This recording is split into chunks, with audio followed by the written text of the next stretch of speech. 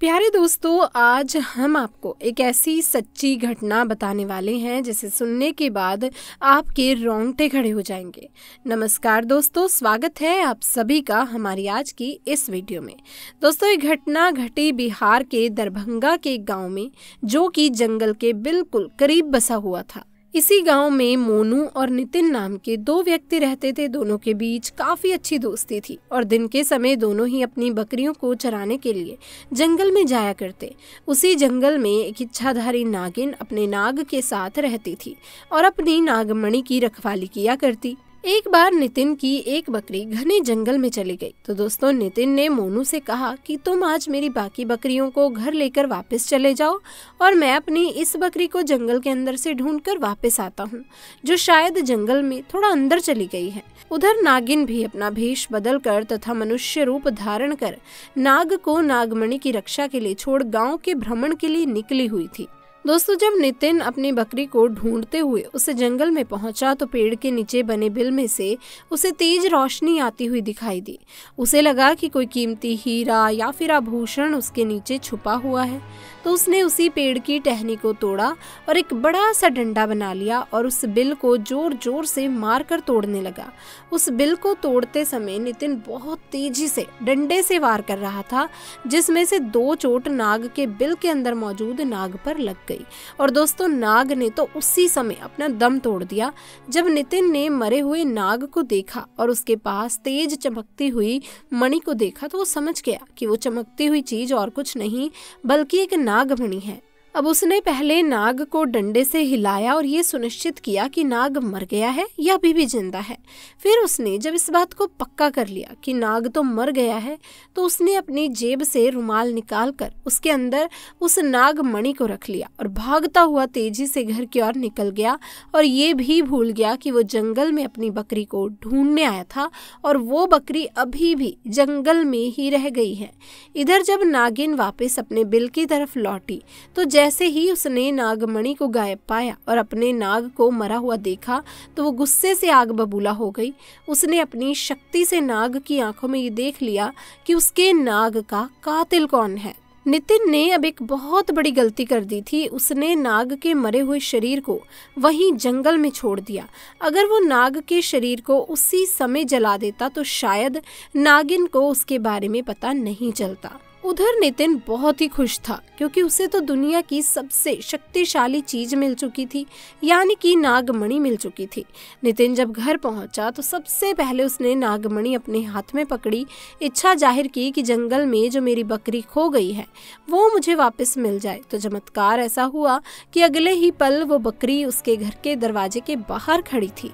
दोस्तों, नितिन ये सब देखकर बहुत ही खुश हो गया। उसने नागमणि की सहायता से अपने घर को ही बदल दिया और अब गांव का सबसे अमीर इंसान बन चुका था, और वो भी केवल और केवल नागमणि की मदद से। अपने नाग की हत्या का बदला लेने के लिए नागिन दोस्तों आग बबूला हो रही थी, परंतु वो विवश थी क्योंकि नितिन के पास नागमणि थी। वो तब तक नितिन को नुकसान नहीं पहुंचा सकती थी जब तक उसके पास वो नागमणि मौजूद है। दोस्तों, कहते हैं कि इच्छाधारी नागिन बगैर नागमणि के भी कोई भी रूप धारण कर सकती है। अब अपनी शक्ति का फायदा उठाकर नागिन ने एक सुंदर कन्या का रूप बना लिया और नितिन किसी काम से दूसरे गांव जा रहा था तो उसके बीच रास्ते में आकर बैठ गई और रोने लगी। अब जब नितिन ने देखा कि एक बहुत ही सुंदर स्त्री रो रही है तो वो तुरंत बैलगाड़ी से नीचे उतरा और उस कन्या से पूछने लगा कि आप क्यों रो रही हैं। तो वो सुंदर सी स्त्री के भेष में युवती ने कहा, मेरा नाम शांति है और मैं अपने पति के साथ दूसरे गांव में रहती हूँ, परंतु कल वो एक अन्य कन्या के साथ शादी करके आ गया और मुझे मार मार कर घर से बाहर निकाल दिया। मैं बेसहारा हूँ, मैं लाचार हूँ। दोस्तों, नितिन को उस स्त्री पर तरस आ गया और उसकी सुंदरता से नितिन बहुत ही मोहित भी हुआ और उसे अपने घर ले आया। अब धीरे धीरे नागिन और नितिन के बीच में दोस्ती शुरू हो गई और ये दोस्ती इतनी गहरी होती चली गई कि नितिन को पता ही नहीं चला कि कब वो स्त्री के प्यार में फंस चुका था। एक दिन नितिन और शांति यानी कि वो नागिन दोनों घूमने के लिए गए और एक जगह एकांत पाकर शांति ने नितिन से पूछा, तुम्हारे गले में चमकती हुई चीज क्या है? तो नितिन ने बोला, कुछ नहीं, एक साधारण सा आभूषण है, मुझे बहुत अच्छा लगता है इसलिए मैं इसे गले में पहनता हूँ। दोस्तों ये वही आभूषण था जिसे आप नागमणि के नाम से जानती हैं। जब शांति बोली, क्या तुम मुझे ये आभूषण कुछ समय के लिए दे सकते हो, क्योंकि मुझे इसकी चमक बहुत भाती है, मैं इसे पहनकर देखना चाहती हूँ कि आखिर ये मेरे गले में कैसा लगता है। इस पर नितिन चिल्लाते हुए बोला, नहीं, मैं तुम्हें नहीं दे सकता, इसके बदले तुम जो कहोगी मैं तुम्हें दे दूंगा। इस पर अब शांति एकदम से गुस्सा होकर बोली, नितिन तुम तो कहते थे कि तुम मुझे बहुत प्यार करते हो, अपनी जान से भी ज्यादा प्यार करते हो, और मैं बस एक तुम्हारे गले के छोटे से आभूषण को ही तो मांग रही हूँ। इस चीज के लिए तुम मुझे मना कर रहे हो और मुझ पर गुस्सा क्यों कर रहे हो? रहने दो, मैं जानती हूँ तुम्हारे लिए क्या ज्यादा मायने रखता है।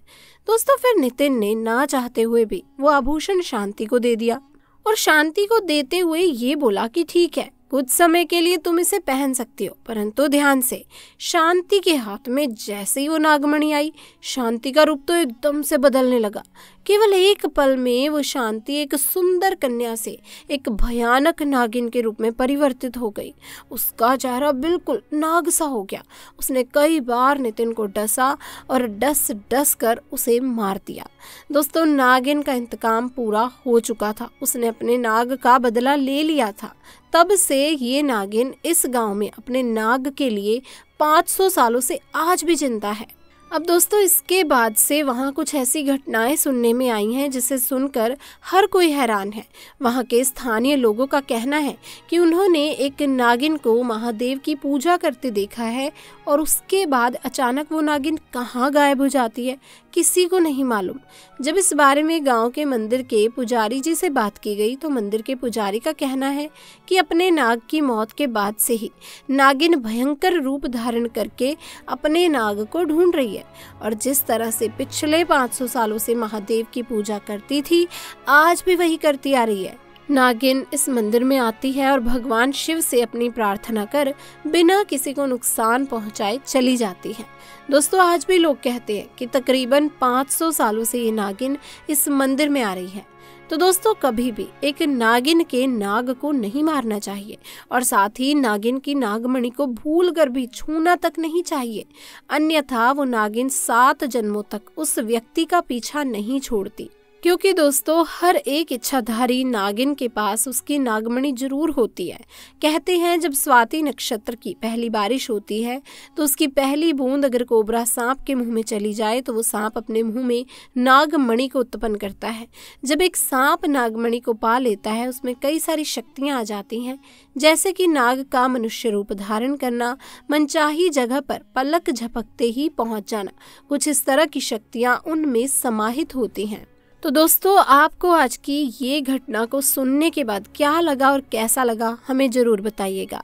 इसी के साथ अगर वीडियो पसंद आई हो तो इसे लाइक करें और हमारे चैनल को सब्सक्राइब करके बेल आइकन को क्लिक करना बिल्कुल भी ना भूलें। मुलाकात होगी किसी अगली वीडियो में, तब तक के लिए आप सभी का धन्यवाद।